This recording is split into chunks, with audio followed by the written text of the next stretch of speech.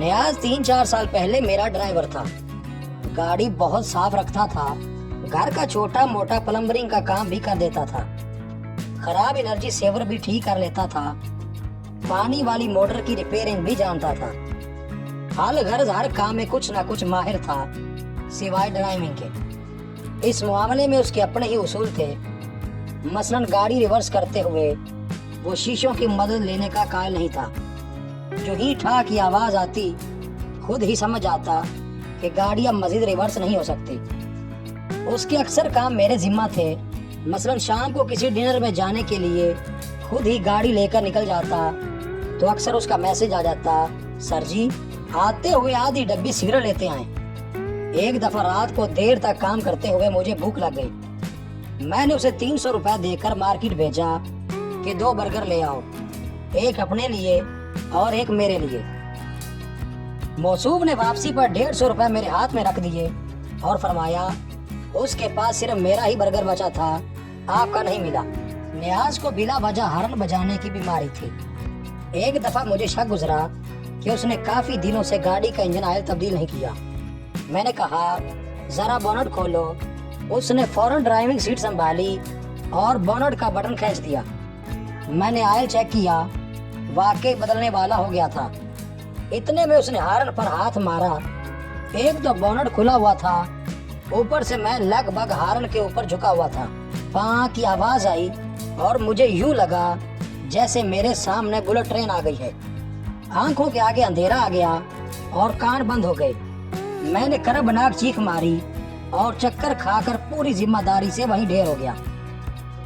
نیاز بکلا کر باہر نکلا اور جلدی سے مجھے اٹھایا.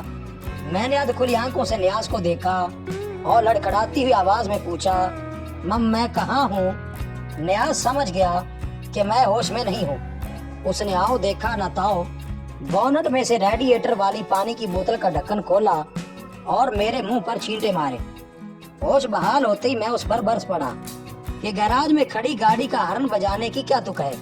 سہم کر بولا, میں تو صرف آپ سے پوچھنا چاہ رہا تھا کہ تیل پانی ٹھیک ہے نا.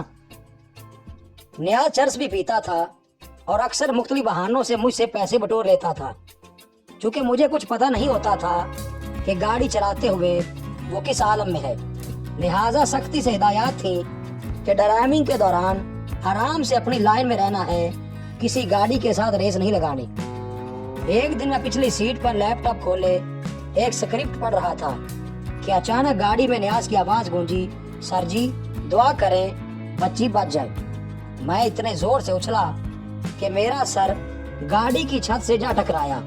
کون سی بچی؟ اوے کسی بچی کو گاڑی کے نیچے تو نہیں دے دیا؟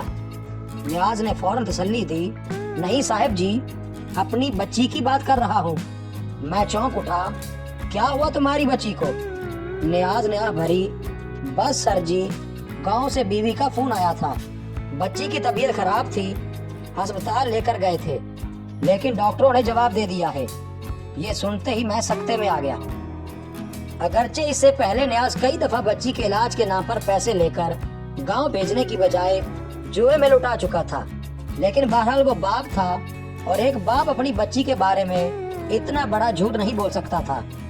آفس پہنچ کر میں نے کچھ سوچا اور نیاز کے چھوٹے بھائی سعید کا فون ملایا. سعید گاؤں میں ہی رہتا تھا. سلام دعا کے بعد میں نے پوچھا کہ تمہارا بڑا بھائی بتا رہا تھا کہ تمہاری بھتیجی کو ڈاکٹروں نے جواب دے دیا ہے. سعید خوشی سے بھرپور آواز میں بولا, ہاں جی کل ہی جواب دیا ہے. اس کا لہجہ سن کر میں بکھلا گیا, کیا کہا ڈاکٹروں نے؟ دوسری طرف سے آواز آئی, ڈاکٹروں نے کہا ہے کہ یہ بالکل ٹھیک ہے, اسے گھر لے جائیں. میں نے فوراً فون بند کیا اور غصے سے نیاز کو بلایا.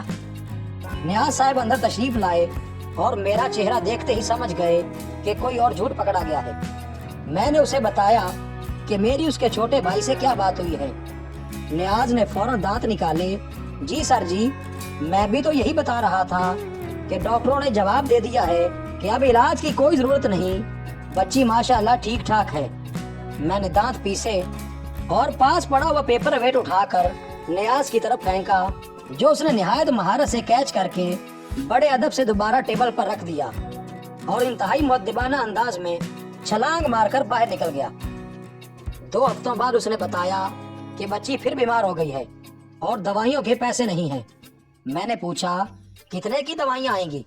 झट से बोला 2000 की। मैंने सर हिलाया, ठीक है तुम ऐसा करो अपनी बीवी से दवाइयाँ पूछो, मैं यहीं से कोरियर करवा देता हूँ, कल मिल जाएंगी। नियाज ने कनपटी खुजाई, सर जी मेरी बीवी तो अनपढ़ है। मैंने दूसरा हल पेश किया, चलो फिर ऐसा करो कि उससे कहो कि मेडिकल स्टोर वाले के पास नुस्खा ले जाकर मुझसे बात करवा दे।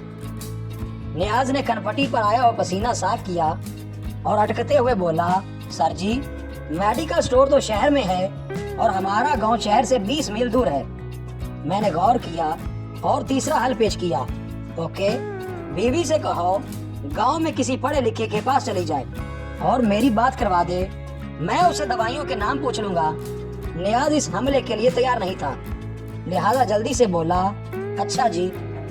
शाम को दफ्तर से वापसी पर अचानक मुझे सुबह वाली बात याद आई। मैंने पूछा, नियाज तुमने बीवी को फोन किया था? आह भरकर बोला, हाँ जी, वो गई थी गांव के पढ़े लिखे लोगों के पास, लेकिन वो सब कहते हैं कि हम क्यों तुम्हें नुस्खा पढ़कर बताएं। नियाज का जवाब सुनकर हैरत से मेरी आंखें फैल गईं। नियाज, गांव में तुम ऐसा क्या करके आए हो कि लोग तुम्हारा कागज का एक टुकड़ा तक पढ़ने को तैयार नहीं?